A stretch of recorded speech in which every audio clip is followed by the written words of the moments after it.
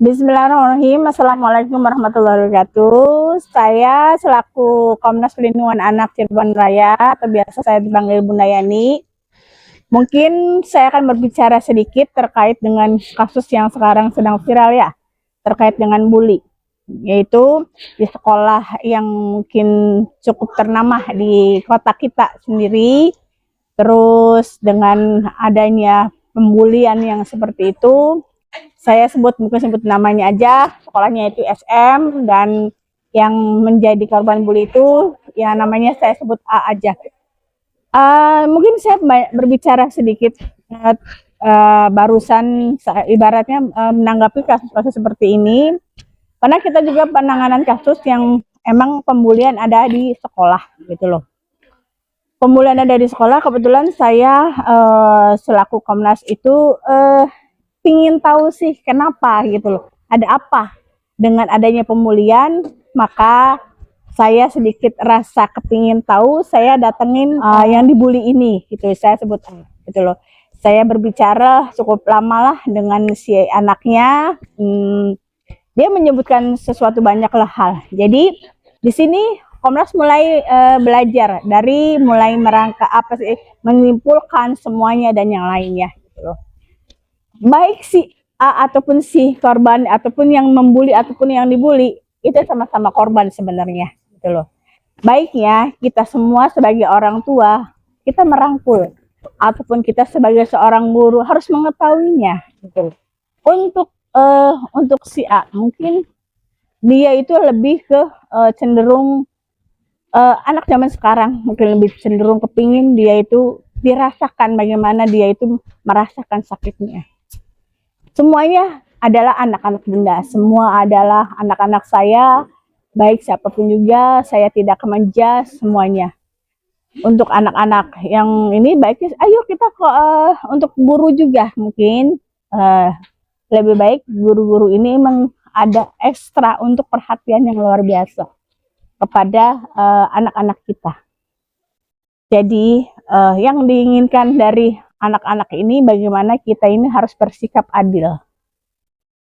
Di saat ada pembulian kita harus cepat tanggap.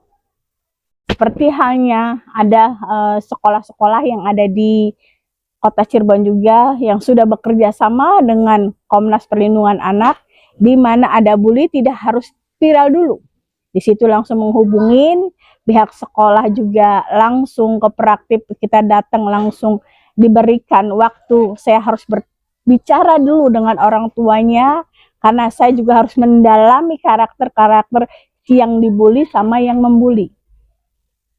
Setelahnya kita berbicara sama anak-anak.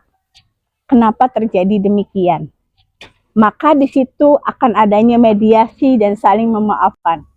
Dan sekolah tersebut yang ada di Kota Cirebon menjadi sekolah yang tidak ada bully. Selama 2 tahun kami berturut-turut ke situ. Di situ adanya edukasi, sosialisasi, stop pembulian. Kita sama-sama. Bagaimana sih menanggapi ini semua kepada orang tua? Saya memohon kepada orang tua, jikalau ada perubahan dari sikap dari anak-anaknya saat dibully, kita harus cepat tanggap.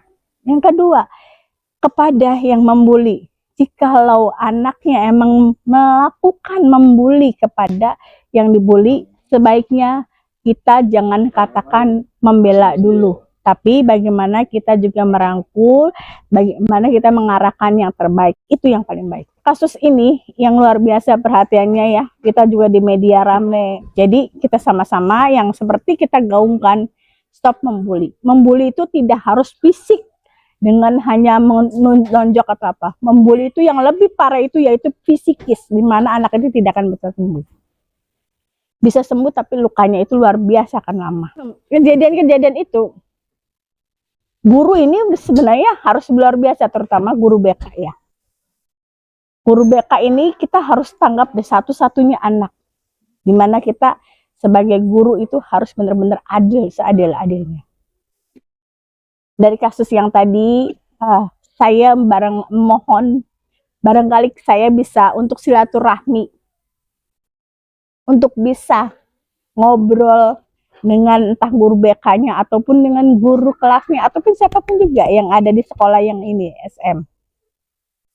Ayo kita bareng-bareng, saya tidak menyalahkan siapapun juga, adanya anak seperti ini saya kepingin, karena emang Komnas itu sering seneng, kenapa anak ini bisa membuli, ini yang untuk pembelajaran kita, ada apa anak ini bisa berkata kasar-kasar, ada apa ini, kita gali. Setelahnya itu kita ada yang namanya terapi, di mana terapi ini bisa untuk meluruskan kembali anak-anak ini menjadi anak-anak yang lebih baik. Harapan saya, jangan pernah putus komunikasi dengan anak-anak kita. Yang kedua, perhatikan tingkah laku anak kita. Dan kepada sekolah, tolong seadil-adilnya bagaimana menanggapi, jangan salah satu saja yang kita bela. Terima kasih, mungkin itu saja yang tanggapan dari Komnas Perlindungan Anak. Saya ucapkan wassalamualaikum warahmatullahi wabarakatuh.